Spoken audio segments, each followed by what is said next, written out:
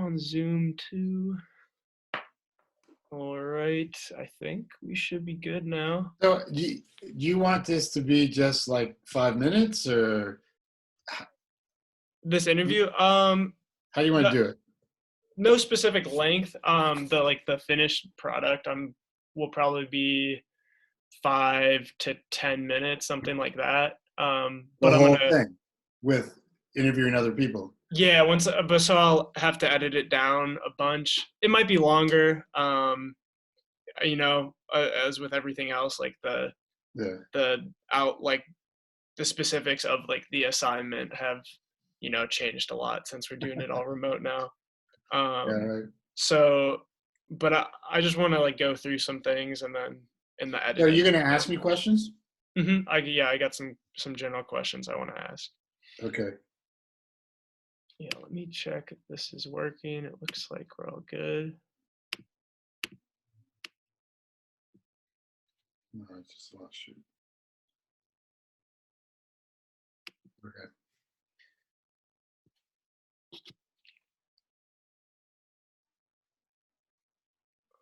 I'm gonna record on my voice memos too.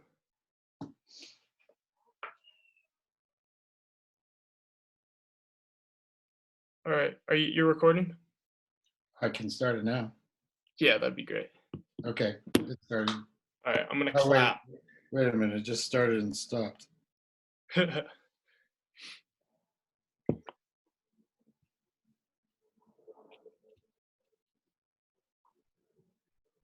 Okay. I think now it's started. Cool. All right, I'm gonna clap so that I can like have something to sync it all up to. Okay. All right, and we can begin. Just like how have you been doing?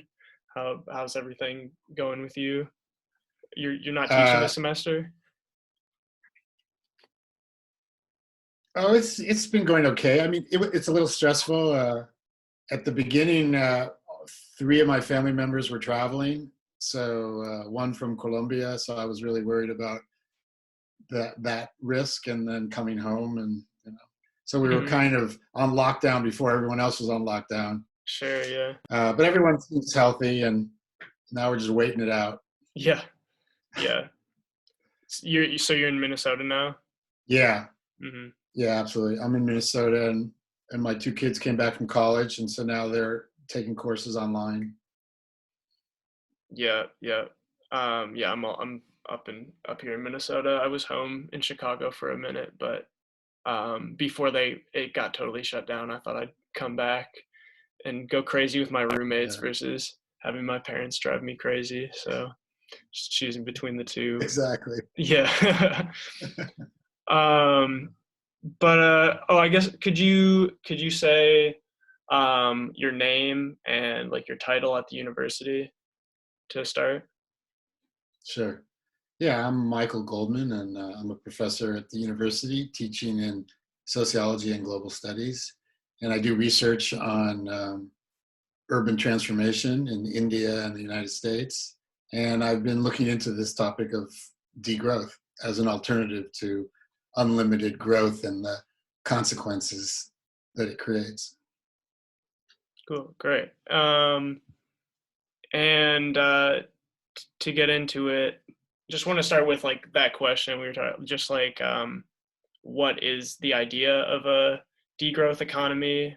Some background on that, and like maybe where does that idea come from, and that type of thing.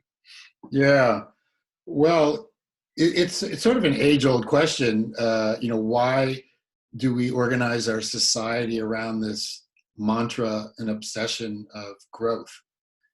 Uh, and Some scholars, activists throughout Europe, particularly people who are living in metropolitan areas like Barcelona, Berlin, and such, have been trying to articulate a way to get away from political ideologies that confuse and create conflict and such, and tried to start at a point which they felt was crystal clear as an antidote to the climate crisis. And so they focused on this idea of growth, whether it's growth of movement that is taking airplane flights wherever we go. I was about to take a class to Berlin to teach a class in Berlin because it just seems like a wonderful way to teach, to experience. But thousands of classes are being taught all over the world, moving people, for 10 days or 2 weeks. And you realize the amount of fossil fuel being consumed, and that maybe this is not the best pedagogy for teaching about the future.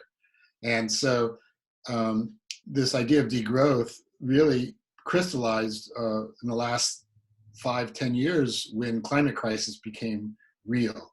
That is, that this addiction to fossil fuels has to be stopped. And then you start digging deeper and you get to something like the coronavirus, and you realize that there are other ill effects of kind of global capitalism that also need to be addressed. And the question is, can we stand still? Can we slow down?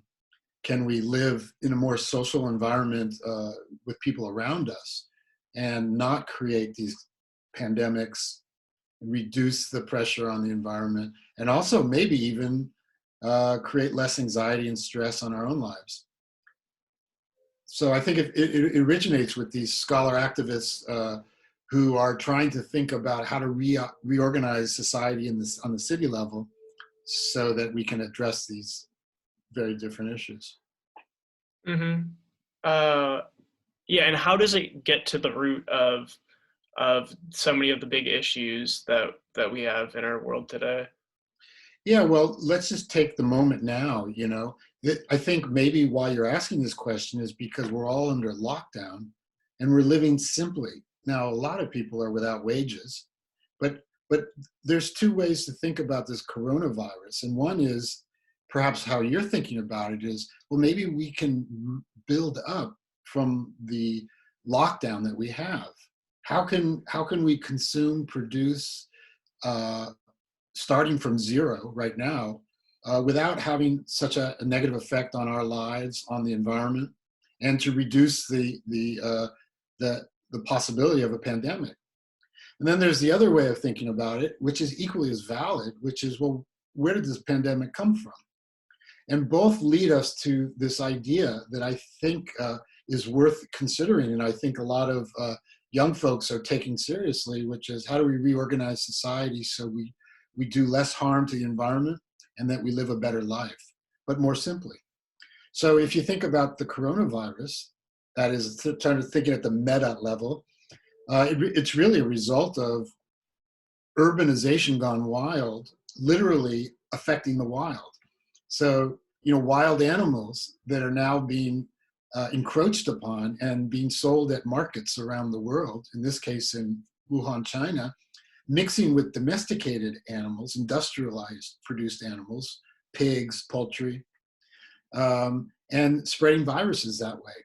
Animals and birds and bats that never interacted with each other are now being pushed together because of rapid urban expansion. And on the other hand, this global commodity chain where food comes from anywhere, is produced industrially, and then sold everywhere. It's really not a China thing. It's a global thing. Up until recently, Minnesota farmers were selling pig, meat and poultry to the Chinese. So our global production, we're part of the global production system. It's not this weird thing coming from China. So the pandemic starts in part because these wild animals, and including bats, are intermixing, are being forced to live too close to people and then to domesticated, industrialized animal production that create these viruses, and they leap from animal to animal, animal to humans. And the other part is because just not like the food, but we travel so much, we're constantly moving as well as our goods, that it spreads the virus. So that's the global capitalism side of corporations producing new types of environment that are vulnerable to these viruses. The other side of it is that we have decided that that's more important than investing in something like public health. Mm. So you see it in China, but you also see it in the United States, Italy, Spain, that we don't have a public health system that can manage the needs of our basic needs. So you have those things coming together, and that's the crisis. So now getting back to the simple lifestyle that we're forced to live in, uh, maybe instead of putting the economy in the center and driving the way we live, right? Because if we were to follow, let's say, our president's will, we would build up and start producing and moving as quickly as possible, right? And so then the pandemic hits again. We create the petri dish in which the pandemic happens. And the flip side is we stop thinking about the beauty of the possibility of building up an alternative society based on the fact that we can survive on very little or much less. And this doesn't mean depriving us of important things, but for example, instead of putting the corporation in the center, we put society in the center. So that's really what we're doing. A lot of my neighbors are asking us, do you need us to go to the pharmacy for you? Where can we share food? Do you have something that we need? Can we borrow something from you, et cetera, like that? Start from the place of sociality, what we need. And in that comes care, right? Comes relationships. And you begin to realize that the quality of life can thrive in the neighborhood or in the community without the desire to travel great distances or to consume exotic foods, or even to find the cheapest good that's being produced in a feedlot in China or in Iowa. So degrowth is all about not being hostage to the economy and the will of the economy, and in that sense, the will of corporations. And instead, put society in the center and ask, well, what kind of economy do we want, do we need, so that we can continue this society of care, of responsibility, of relationality. And then all of a sudden you start thinking about the garden, or you start thinking about the neighborhood, or you start thinking about the environment. And you start thinking about, oh, wow, remember all those forest fires in California that almost devastated it? Or this pandemic that almost is killing millions of people? How can we build up from the local to make sure that these things don't happen, right? And so then we'd say, well, let's just get off fossil fuels. I haven't been in my car in 2 weeks, and yet I used to drive all the time, right? I mean, the air pollution has improved dramatically, as well as there's so much an abundance of oil right now. Why? Because nobody's consuming it. But that we know that that's good for the environment, and we know that that might have a positive effect, in terms of forest fires, on the environmental side, and on the virus side. If we stop producing industrialized foods that come from all over the world that are carriers of this virus, we could live a better life. So I think this is a great opportunity for us to rethink, well, what do we need to eat, and where should it come from, and how can we minimize these horrible public health problems? Mm-hmm. Yeah. Could you talk a bit about like what some of the barriers to imagining this like different kind of society typically are, and how they might be a bit different now? Yeah, no, well, I think that's the key word. It's imagining. You really can't bring about change until you can imagine what the change would look like. And that change, in a sense, is what I think some people or many people are thinking about, in terms of, we don't want this pandemic. We don't want pandemics like this to happen. And when you get analytical about it, you realize we don't spend money on public health. And that's why, our hospitals and our clinics don't have access to the basic equipment necessary to stop this pandemic. On the other side, right, is that all we do consume are the cheapest, most industrialized products, whether it's food or clothing or whatever. And that requires, in the case of China, to go out into the countryside, to build factories, to build cities, to find the cheapest ways in which to produce to meet our ever increasing demand for cheap goods. Right now, we don't go out. Well, hopefully we don't go out that much. We only buy what's necessary. And now we're starting to exchange recipes. And we're starting to look deep into our pantry and say, okay, well, how do we make that bean soup that could last for 3 days and be nutritious and not be so wasteful, you know? So the imagination, I think, comes from the material experience of fear, but also sacrifice and spending time together. How do we make do in this crisis? So the crisis becomes an opportunity, and I think the opportunity gets us to imagine. I don't want to travel so much anymore to invest in fossil fuels and invest in that kind of globalization lifestyle where anything goes because it's accessible. And I think that's where, and I think, you know, you're a different generation. I'm curious, you know, how you can imagine alternatives, but based on, you know, your bicycle, based on your community, and based on what seems to be something that will generate a life that is not going to intensify these forest fires, pandemics, shortages, and what have you. So I think the imagination comes through what many people say is a crisis can create opportunities. Now we know the danger, and the danger comes from our president and from leaders around the world who are only thinking about the next step, which is to bring back the you know, Wall Street, and to bring back the high intensive consumption economy, thinking that's the solution to our problems. But they're not looking at the underlying questions. Where did the pandemic come from? A. B. Why do we have so many underlying health problems such that we're vulnerable, right? Why are so many of our students so stressed out, so anxious? You know, there are the kind of social dimensions which the economy just ignores or exacerbates. And the extent to which we can not be hostage to the ideology of and the desires of the economy and think about our own desires is that, you know, stokes that imagination, I feel. I think this is a great moment, you know, for change. Hmm.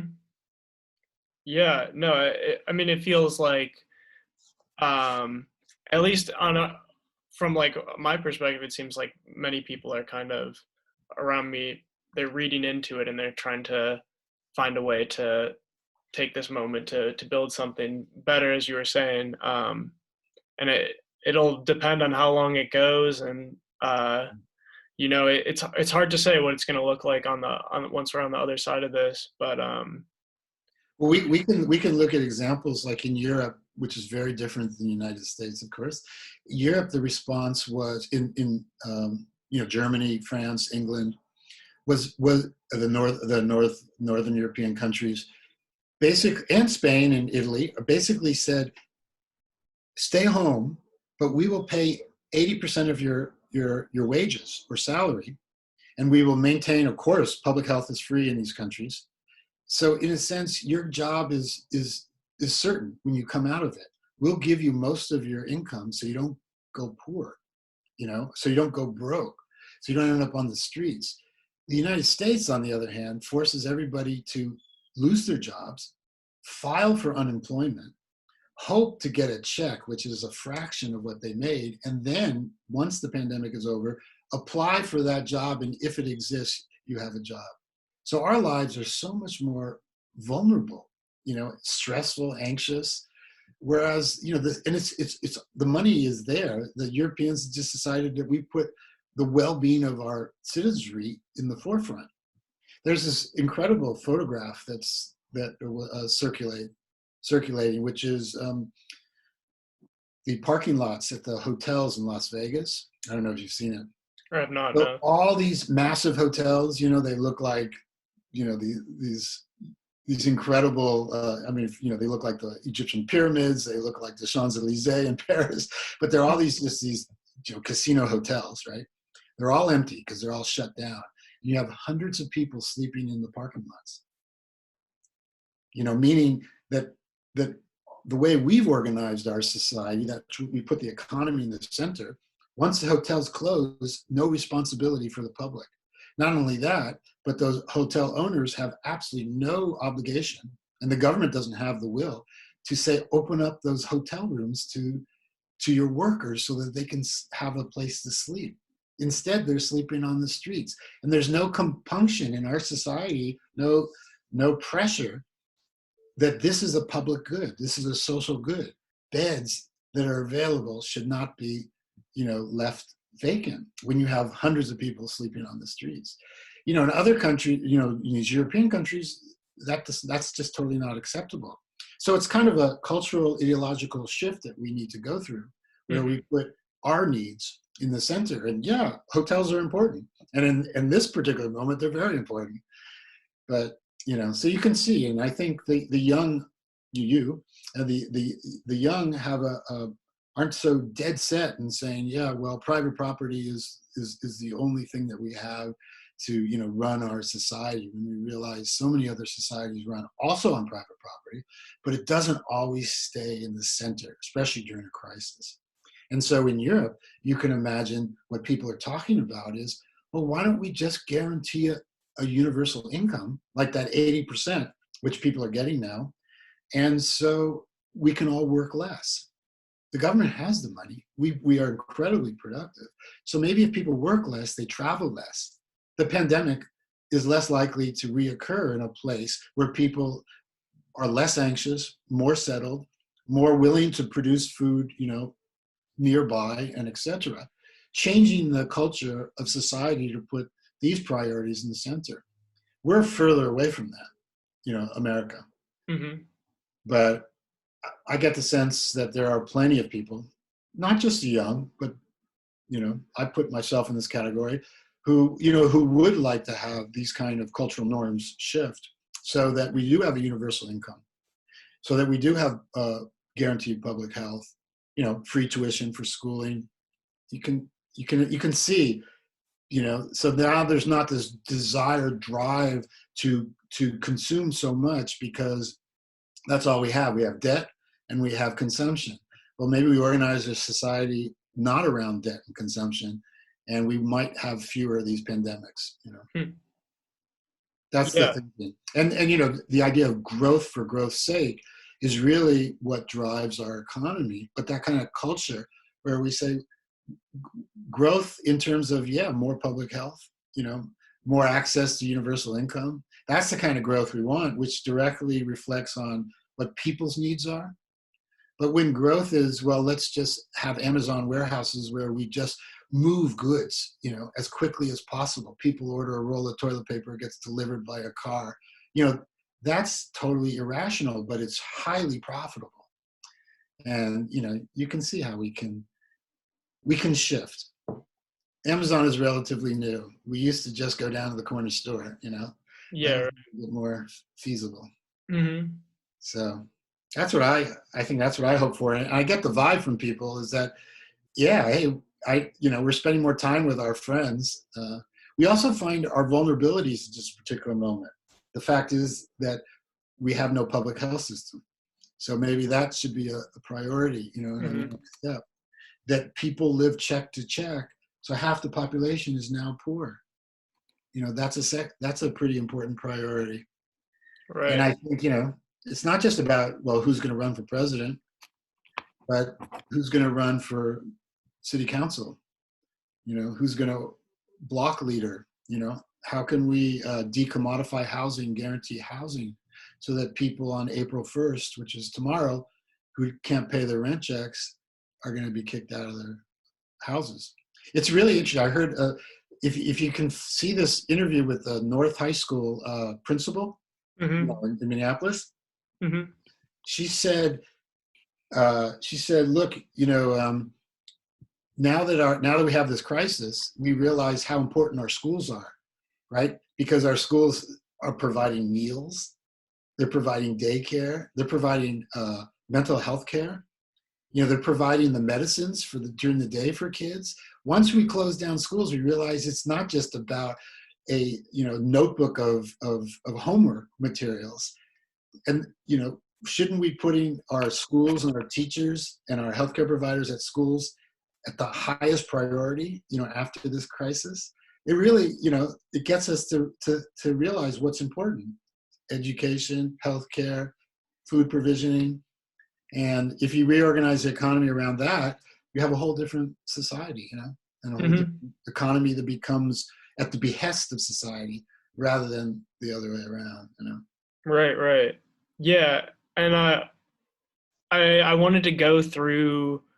I think you've probably touched on all of these aspects in some way already, but just want to go through some of these and like get to like the specifics of those like some of those 9 principles in that essay. Mhm.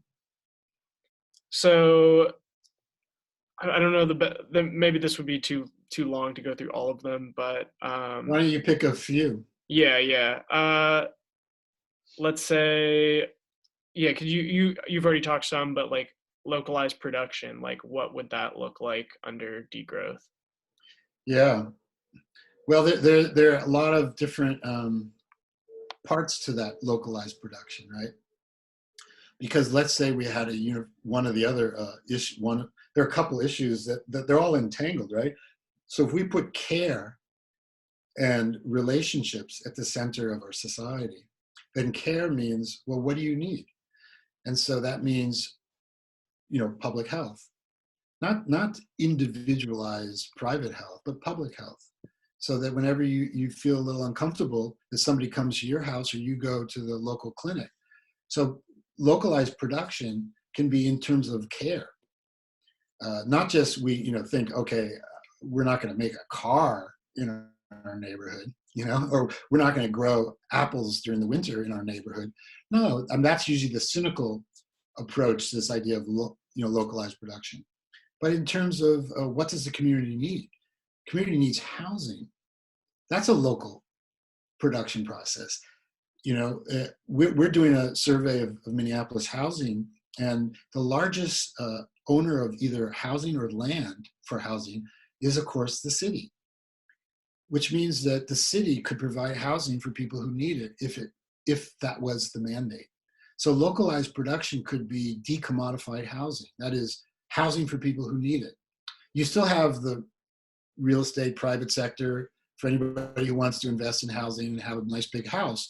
But the city otherwise can provide housing, again, health clinics. So then the doctors and the nurses and the community healthcare workers live and work in the neighborhood.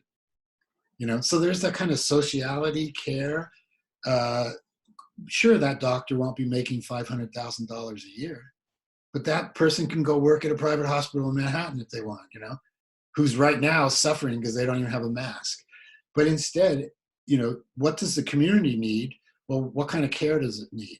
You know, not everybody needs the most expensive machine, but what we need is basic public health care, right? To deal with our everyday problems. So you can see some of the issues was relationships, putting society over economy, universal income. Hmm.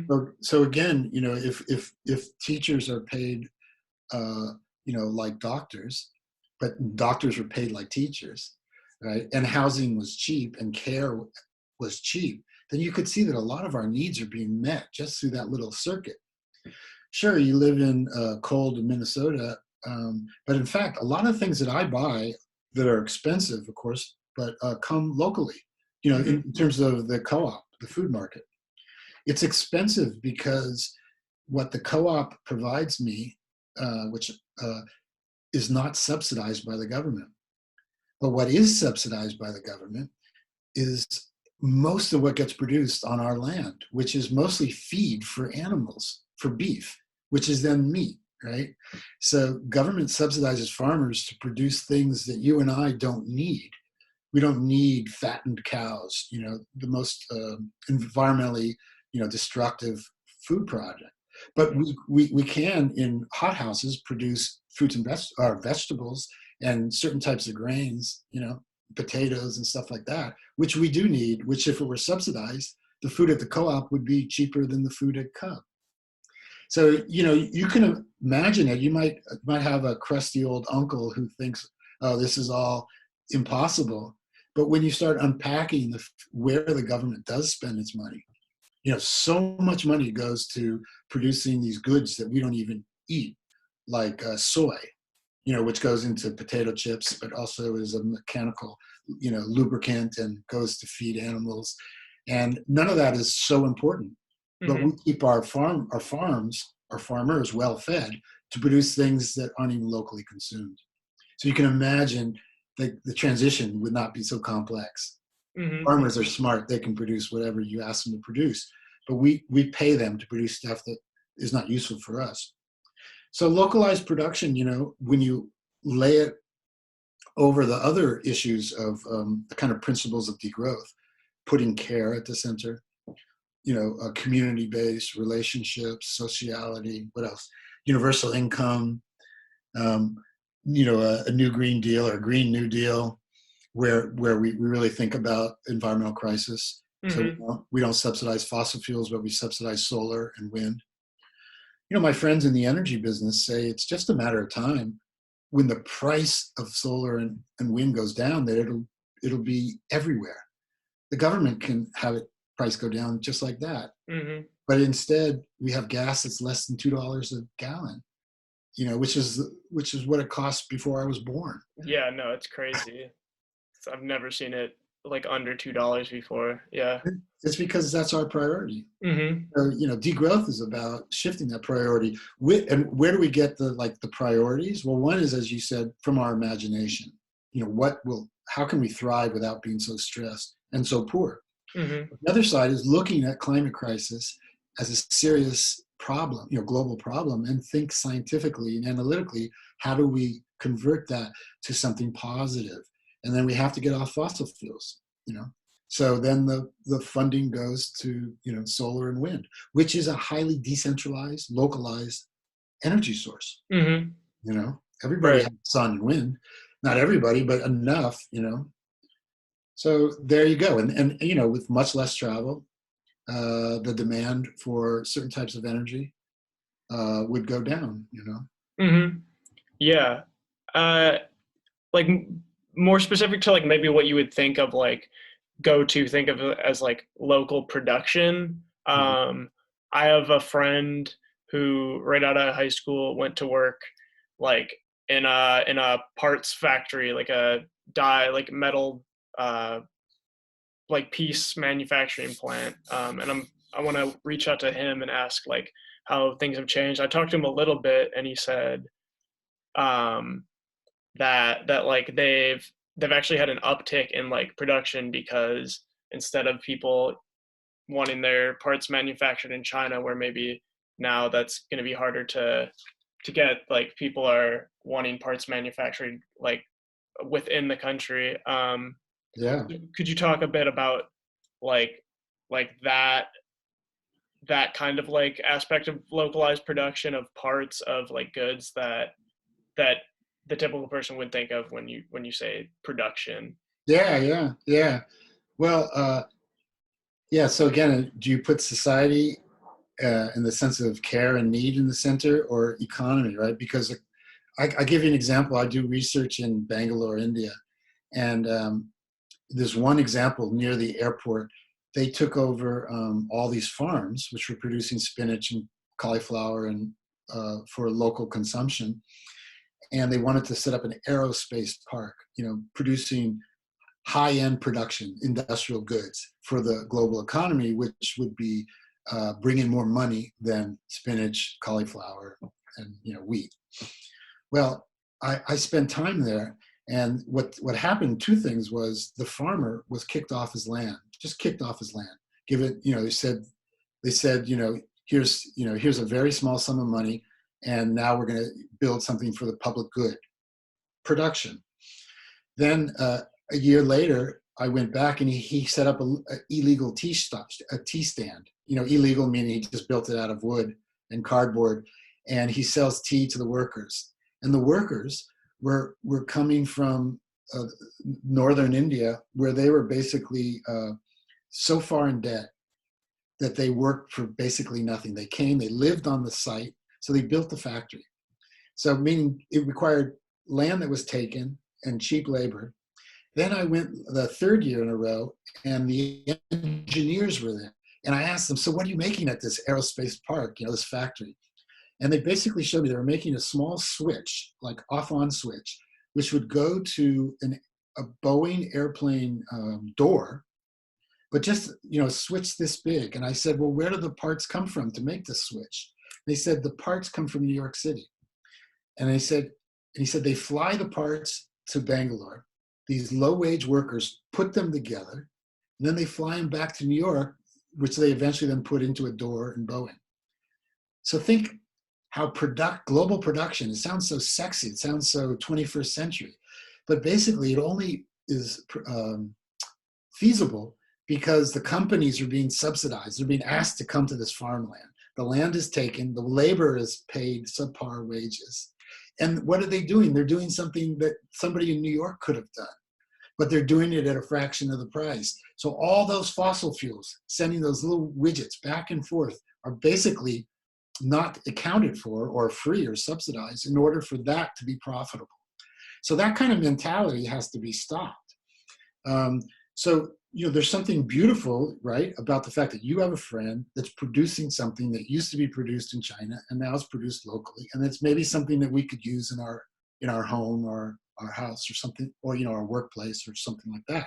But it only works if we as a society decides that's the priority, right? Right now, our society has decided that no, we want to subsidize production in India, and India wants to take land so that it can be part of this production process, and it's creating climate crisis as well as poverty. So, but there's another side to it, right?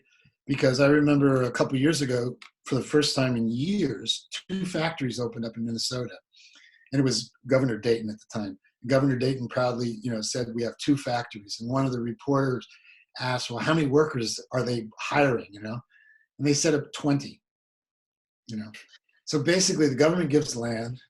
Why? Well, it's because it's totally automated. Like all the Amazon warehouses within 2 years is going to be completely automated. Mm-hmm. And so that's the choice. If we say, yeah, okay, we'll have automated factories so we can produce something of value, well, then we have to have a universal basic income, meaning all those workers who lost their jobs, instead of taking the job to China or to India or somewhere else where poor people are still being poor working in these factories, why not hire, your generation coming out of college to run these machines, and those who lose their jobs because of these factories get a basic income, meaning that they're paid to live because they're part of our society. And so see what I'm saying? So that kind of global production process should be brought home, and it should be prioritized that people should live well from this production, not live poorly or check to check, because then what's the point of that metal part? There's no point to it. And if we're always thinking about global competition, then we're always going to be competing with someone poorer somewhere else whose government's giving them a subsidy to produce that little widget. So those New Yorkers can't do it, So it's not about isolation, it's about priority. And if we put priority thinking about the climate crisis and the social crisis and the epidemiological crisis, then there's certain aspects of globalization that should teach us that the kind of localized forms are really healthy. And they don't have to be competitive, and it shouldn't be like, oh, we're taking that job from those Indians, because that factory was taking farmland from farmers.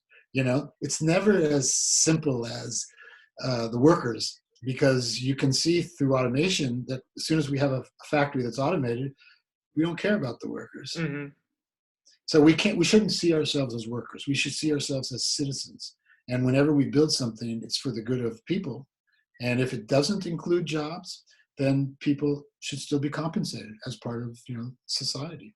Mm-hmm. And that will also bleed into this question of racism, of fear of the other, fear of the immigrant, hatred of the poor, hatred of the homeless, et cetera, right?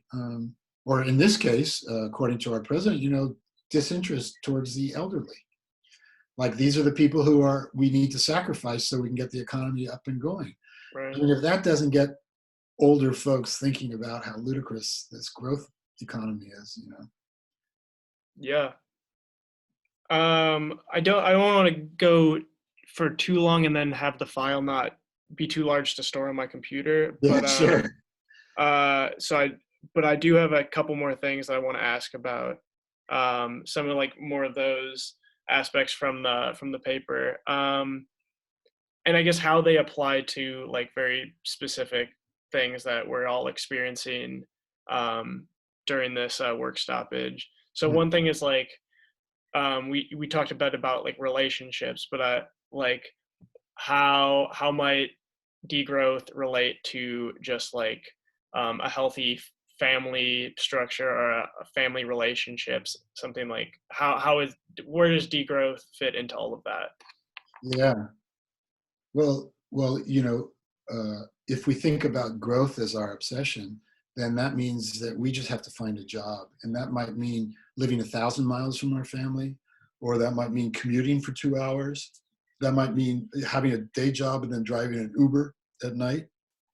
So you can see that kind of obsession and requirement to get enough income to live and to pay for healthcare, pay for schooling, drives us away from relationships, right? I mean, it's just obvious, uh, you know, that this is a very, antisocial type of economy. Many people have 3 jobs. How can you take care of your children, your parents, your elderly, or have fun, live life? That's what life is about. It's Hmm. not just working for 7-Eleven. Um, and it affects us in so many different ways. I heard this great podcast from New Hampshire where uh, a journalist was staying up all night going to Dunkin' Donuts and 7-Elevens and asking them what they thought about Bernie or Biden or Kamala Harris or Trump. And most of them said, I don't know what you're talking about. I don't read the newspaper. I work 3 jobs. I'm working the night shift. I sleep in my car. So we have so much of society that's completely disconnected from not just loved ones, but society. So when you ask them, like, why do more than half the population not vote? It's not just because they're careless, it's because they're so busy just trying to make an income. Hmm. So you could now the reverse, right? In this work stoppage, he says, wow, what it means to be at home. If we had a basic income, universal income, if we had access to free healthcare and free schooling, we could be happy. God forbid, we could be a happy society. Right now, we're probably the least happy society in the world, right? We're all medicated and we're all stressed and we're all anxious because our jobs are uncertain. Because of this work stoppage, we realize what how fragile our society is, right? We Hmm. don't have enough beds for people who are sick, and we thought we have the $1 trillion economy based on healthcare, but we can't deal with something as basic as a serious pandemic or a serious flu. Means that there's something wrong. The fact is that April 1st people can't pay their rent. Is everybody going to go homeless? We need to think about housing as a social good and a right. And once you just imagine, Nathan, once you don't have to worry about your rent check, you don't have to worry about your health bill, your tuition, right? You already have a smile on your face. Yeah. Oh no, most You can definitely. fall in love. You can hang out with friends. You can be with your family. You can actually love your parents instead of your parents saying, "Hey, we're paying your tuition. Why aren't you working harder?" Hmm. I'm being facetious, but these are impediments to us having a caring, social society. Yeah. And so then, you can imagine, well, why don't we build up from that care? And then you can say, well, wow, do we Hmm. really need that submarine, that nuclear, armaments? Do we really need to be spending so much to subsidize soy so that the soy can be sold in markets in Indonesia at a cheap price and our farmers could live? Why not distribute that across society? Right.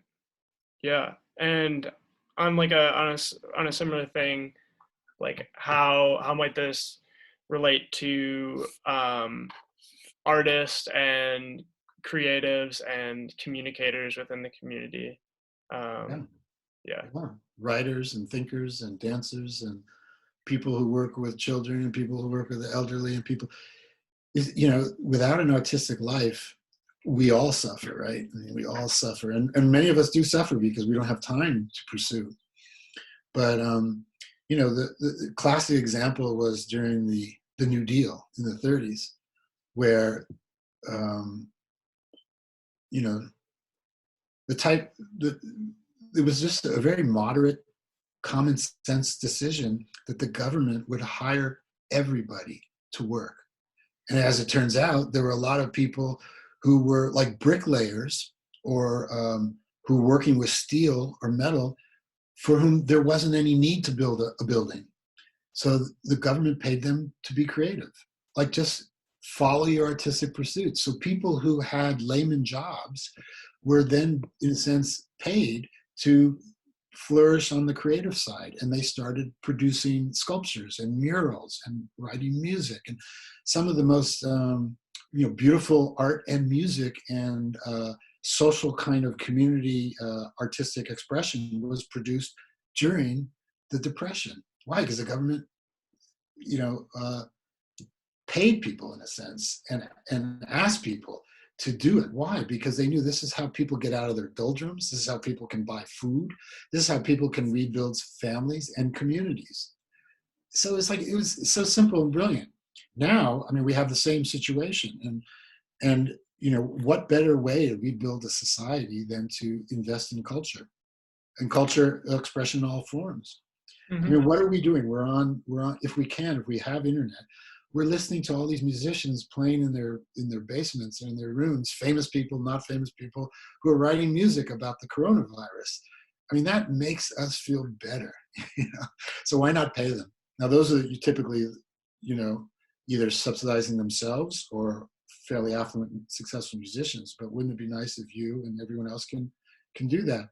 And it's just a flip. Instead of paying corporations to not produce the widgets that we don't consume, why not pay workers to do whatever they feel is the most creative? Hmm. So yeah, and what a great way for 19, 20, 25-year-olds to get a start, like, Right. is by being paid by government to be creative. Hmm. Did my video just go off? No, it's still, I can still see it. So Okay. and I'm still recording, I think. Um, I have one last thing I want to ask about Good. before we're done. I just want to ask, like, are you you still there? Uh-oh.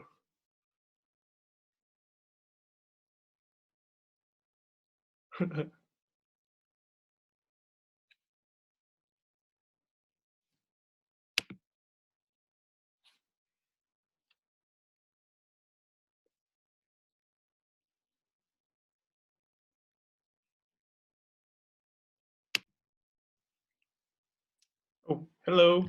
So, yeah, hi. Sorry, my battery. I mean, I didn't realize I wasn't connected, so I just. Yeah, no, all good. Let me just resume on here.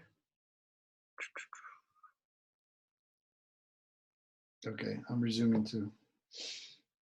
Um, um, all right. And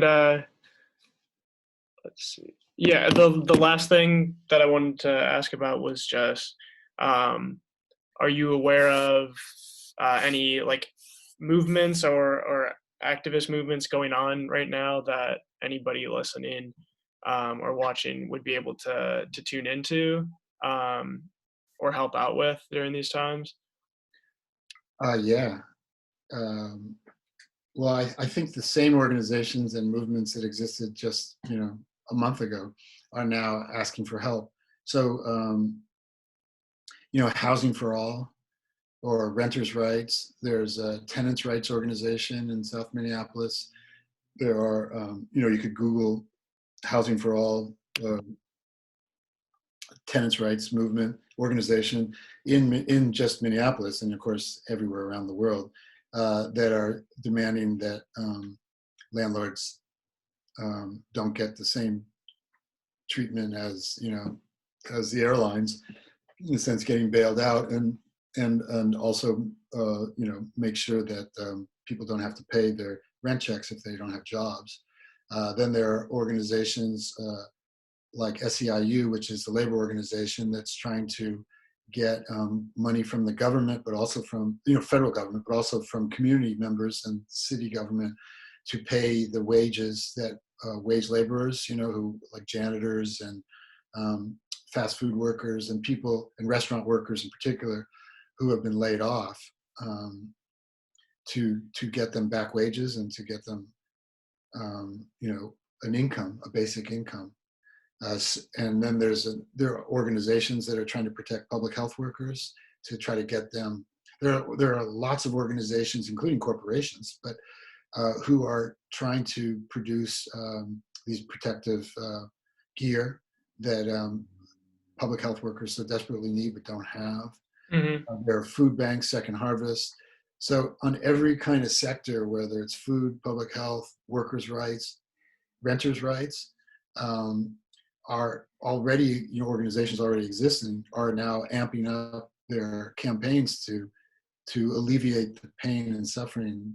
And basically everyone's asking for universal income, decommodifying housing, the same stuff we've been talking about, not just having food pantries, but having year-round food available. I think if you just, Google any of these slogans or so, you'll find there are local organizations who are struggling to raise money and get volunteers to help delivering food to elderly people as well as sick people. There's plenty of opportunities for people to help, especially if they have gloves and masks. Right, right. I mean, right now, what are we doing? We're letting Amazon take care of this kind of work. And, their workers have no healthcare coverage, no sick leave. And they're vulnerable in these huge warehouses and trucks driving around. Whereas, I don't want to say we should take over that, but we should undermine that kind of economy and create this kind of caring economy, which hopefully would last beyond, that's right. That's the point that activists are trying to push for. Right, right. Yeah. Now's the time to reinvent, the way we interact Hmm. and not put Amazon in the center, for example. Right. So I Yeah. think a lot of activity and a lot of excitement around doing these tasks, but then also imagining, an alternative. Great. Yeah. Like, yeah. So, like, in relation to like pursuing, like just back into like relation of degrowth. Like, is there anything that any list of things that you suggest people um, look into right now if they're interested in pursuing some greater change once we're out of this situation? Well, yeah, I mean, two things. One is to read up, if you Google degrowth, or there are a number of books, including I think the one that you read, that are PDFs online in defense of degrowth. Why degrowth? Georgios Kallis, Kallis, based at the Autonomous University of Barcelona, puts out a lot of this, as well as a whole legion of scholars, activists around Europe. So you could, for free, you could read this material, which really has this. I don't know if they've written anything since the coronavirus, but has this moment in mind. Hmm. And the other thing is that get online or talk to friends. What are people doing on the neighborhood level? And my old advisor used to say, back when recycling was new, he said, there's two ways to think about recycling. One way is recycling is basically giving back to the corporation plastic, aluminum, paper, cardboard, which you yourself have collected, put all your labor into, and then giving it back for free back to them so they can get a subsidized raw material to produce more exploitation and wealth. The other side of recycling is that you create community. If people on the neighborhood level recycle together, it's not just that they think about the environment and think about their consumption, but they think about their neighborhood, their community. How can we do things differently? He said that's the kind of activity around recycling that leads to change. But you could see that slippery slope. If we're doing the work that Amazon does, but we subsidize their work, then it's like, well, why are we doing that? But if we're doing work that replaces them and that shows an alternative to that very exploitative and also dangerous kind of work, and in terms of climate crisis, pandemic, Hmm. well-being of people, then that's exciting. So I think what we talked about a minute ago, go online, talk to organizations that already exist in town, anti-racist, immigrant rights, renters' rights, food bank folks, and you realize that they have one foot in the real immediate practical, delivering goods or food or healthcare. But then they have another foot into imagining, well, why don't we change our health system so that this is the priority? And that's where, young and old, all types of people could really get energized to imagine degrowth. Because what we want is a growth in this kind of sociality and the priority of care, and degrowth of, economistic ideas of producing anything. That really our well-being is based on our wages, and someone else decides our wages, but we can decide to have a universal income and then decide how do we want to, rebuild society Great. based on care, well-being. Hmm. And so degrowth is one of those pivot points where it gets you to think about all those different strands. Hmm. Yeah, great. Yeah, I'm definitely gonna try to tackle it and boil it down into a few little allegories for people. I don't know how you'll do it. Yeah, it'll be something. But I have some ideas of just people to I'll reach out to and weave in with this. So, Yeah. but yeah, thanks so much for doing this. I enjoyed talking, Yeah.